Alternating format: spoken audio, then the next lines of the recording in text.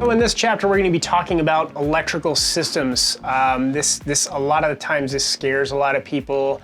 We get a lot of consultations of people wanting to know about electrical systems. And just so you know, there's some basic rules that you need to follow, and it can be scary, but if you just learn and understand how 12 volt works, it is surprisingly simple. So we're going to focus on this simple electrical system. We make these to buy, and we can make them either in the full tower height or one that's about this tall, which has all the same components on it. This one's just open and wide, so that way we can kind of point everything out.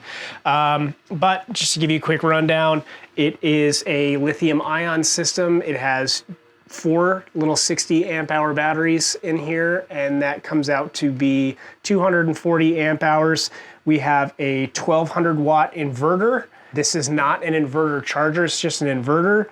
Here is your ship-to-shore charger, and then from here we just have all your fuses, your Orion, which is your battery-to-battery charger, and of course the MPPT controller, which we talked about earlier. This one's very, very simple. It doesn't require a BMS, which is like it's a management system for lithium-ion batteries. Each one of these batteries has a BMS in there.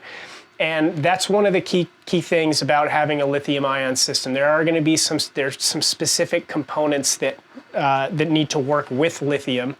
And then, of course, if your batteries don't have a built-in BMS, you need to get an external BMS. And that basically, what that does is it prevents your batteries from overcharging or over discharging. So we don't want to drain the batteries too far, and we don't want to charge them too hard. So it's kind of like, I guess you could call it like the brains of the battery, just to make sure they're staying healthy, they're charging appropriately, they're discharging appropriately.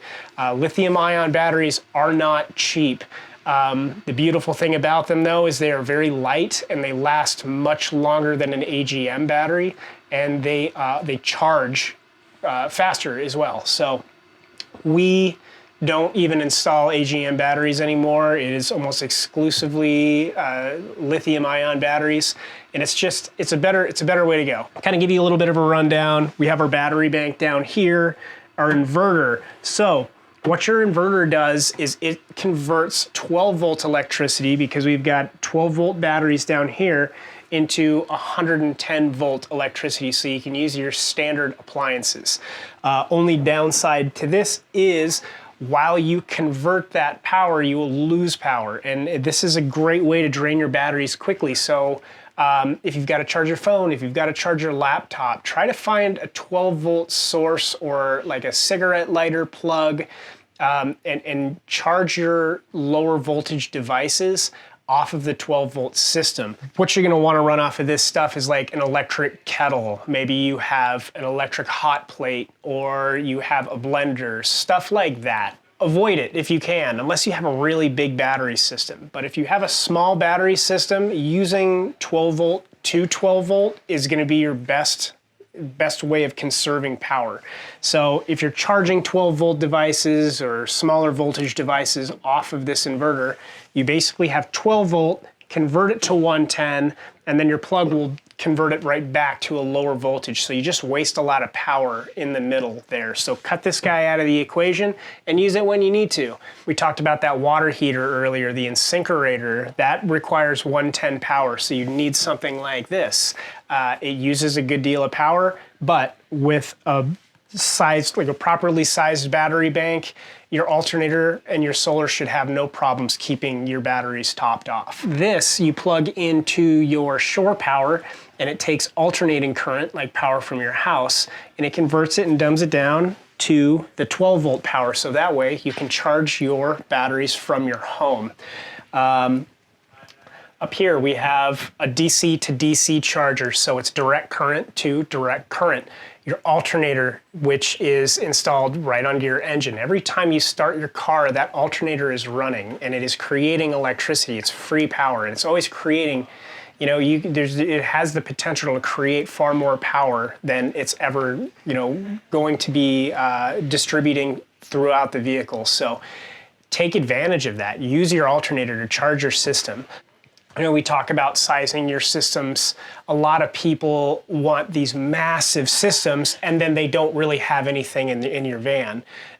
Just to give you a little bit of context, this van has a refrigerator, a water pump, all your lights, and then charging devices, and there's only 240 amp hours of power in here, and that is more than enough. When you start getting into the realm of powering ACs off-grid, that is when you're going to need these larger systems that have just like a high power demand.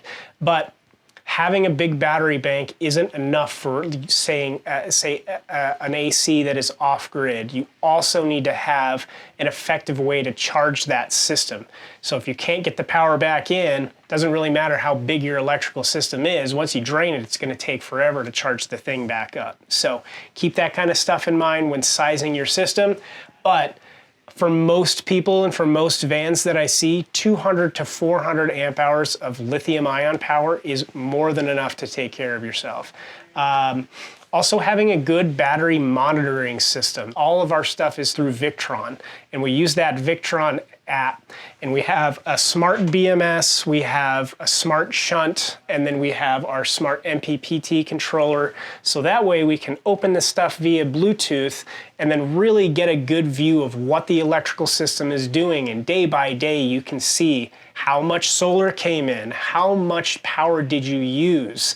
Those kind of things are very, very helpful when it comes to getting to understand your 12-volt system. So instead of spending a ton of money on a lot of battery, you can get a smaller system and use it a little bit more efficiently. And it all boils down to just keeping an eye on it and using the system appropriately, which is basically, not leaving your lights on all the time, not leaving your inverter on all the time, not using your inverter too much.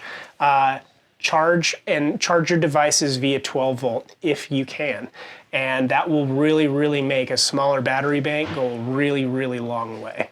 What we've always said is the best electrical system is the electrical system you put together and then it just works. And that's the electrical system you love. You don't want to, why isn't it charging? Why isn't it doing this? Why isn't it doing that? So keep it simple, keep it basic.